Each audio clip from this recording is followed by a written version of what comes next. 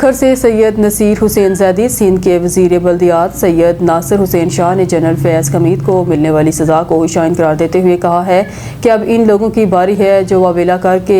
बड़ी डटाई से झूठ बोलने में अपना सानी नहीं रखते और फैज़ हमीद के बाद इनको इनका एहसास जुर्म परेशान कर रहा है और वो घबराहट का शिकार हैं। इनके खिलाफ 9 मई का केस बिल्कुल ओपन है जिसकी वीडियोज़ तक मौजूद हैं। सकर प्रेस क्लब में प्रेस कॉन्फ्रेंस करते हुए सूबाई वज़ीर सैयद नासिर हुसैन शाह ने कहा, मुल्क की तारीख में पहली बार इतने बड़े जनरल को सज़ा मिली है और इसका सेहरा फील्ड मार्शल सैयद आसम मुनीर के सर जाता है। इनका कहना था कि पीटीआई के दौरे हुकूमत में पीपल्स पार्टी की क़यादत के साथ कौन सा जुल्म नहीं किया गया, इन्हें जेलों में डाला गया, नाअहल करार दिया गया, एक जुल्म की दास्तान रवा रखी गई और मियाँ साहब और उनकी बेटी के साथ जो कुछ हुआ वो सबके सामने रहा है, लेकिन इनके साथ जो कुछ हो रहा है वो मुकाफाती अमल है। इनका कहना था कि फैज़ हमीद को सज़ा एक सोच को सज़ा है। हम समझते हैं कि जो मनसूबा साज थे इनको इबरतनाक सज़ा मिलनी चाहिए। इसमें हुकूमत, इस्टेब्लिशमेंट और अदलिया का भी गठजोड़ रहा है और वो जिस तरह चाहते थे फैसले किए जाते थे। नासिर शाह का कहना था कि इमरान खान ने अपने दौरे हुकूमत में जब देखा कि अब इनकी हुकूमत नहीं चल सकती तो उन्होंने IMF से सहज शराइत पर किए गए माहदे को तोड़ा, जिसकी वजह से मुल्क को मुश्किलात का सामना करना पड़ा और वो डिफ़ॉल्ट तक पहुँच गया। उन्होंने कहा कि पूरे मुल्क के मुकाबले में सबसे ज़्यादा बाख्तियार बल्दियाती निज़ाम सिंध में है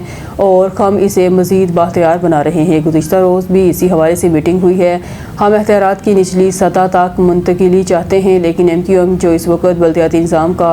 हिस्सा भी नहीं है। देखिए, साफ़ी हमारे भाई और हम खुद अपना हिस्सा समझते हैं और ज़ाहिर है आप तो एक आपकी बिरादरी है, लेकिन उतना ही हमें भी एहसास होता है आपके इल्म में कि जितने भी ये आपने बताया हमारे साफ़ी भाई शहीद हुए, हमने उनके साथ उसी तरह जिस तरह उनकी फैमिली या आप उसी तरह Sindh government Pakistan peoples party उनके साथ साथ रही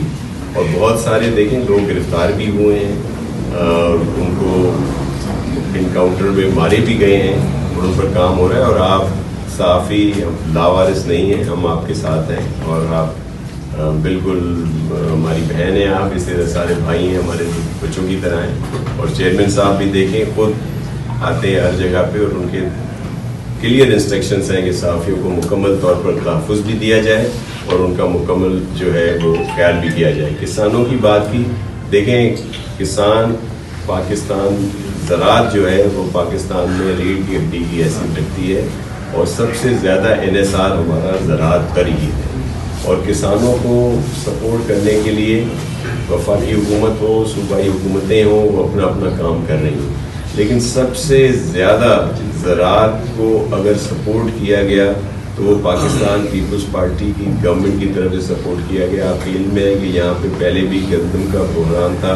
मैं जब नाज़िम भी था मुशर्रफ साहब के टाइम में भी, तो मुझे याद है कि यहाँ पे स्टॉल लगाए जाते थे और हमारे मरहूम अल्लाह उनको जन्नत में जगह दे दाऊद इकबाल भाई जो हैं, इकबाल पाक वाला साहब, वो भी स्टॉलों पे होते थे। वो ये बाहर से इम्पोर्ट की जाती थी, लेकिन जैसे ही पीपल्स पार्टी की गवर्नमेंट आई, प्रेसिडेंट आसिफ अली जरदारी साहब ने गंदम की कीमत को बढ़ाया और हम एक्सपोर्ट करने के काबिल भी हुए। तो पीपल्स पार्टी हमेशा सपोर्ट करी। अभी जो हमारा हारी कार्ड है वो हमारे किसान भाइयों के लिए, छोटे काश्तकार, छोटे ज़मींदारों के लिए एक बड़ी सपोर्ट है और मैं अपने किसान भाइयों से, काश्तकारों से रिक्वेस्ट करूँगा कि आप अपना रोल अदा करते रहें। ये थोड़ी बहुत इशू ज़रूर आते हैं, कभी एक फसल की कीमत कम, कभी ज़्यादा, कभी कोई और, लेकिन आपने पाकिस्तान की तरक्की में अपना हिस्सा डालते रहना है और आप देखेंगे कि आप बहुत बेहतरी आएगी।